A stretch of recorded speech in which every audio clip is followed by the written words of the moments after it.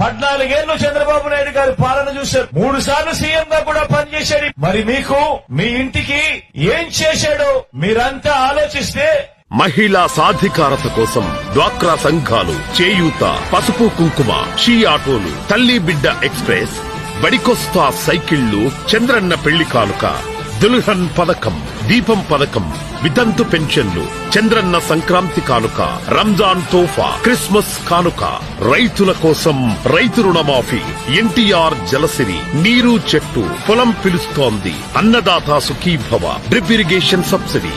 విభజన తర్వాత ఆంధ్రప్రదేశ్ లో యువత కోసం 38,000కు పైగా ఐటీ ఉద్యోగాలు. ఐటీ హబ్ గా విశాఖ, అనంతపురం జిల్లాల్లో కియా, చిత్తూరులో ఎలక్ట్రానిక్ పరిశ్రమలు, కర్నూలులో సౌర విద్యుత్ పరిశ్రమలు, విశాఖలో ఫార్మస్యూటికల్ పరిశ్రమలు, అంబేద్కర్ విదేశీ విద్యానిధి, బీసీ స్టడీ సర్కిల్స్, నెలకు 2,000 నిరుద్యోగ భృతి, ఫీజు రియంబర్స్మెంట్.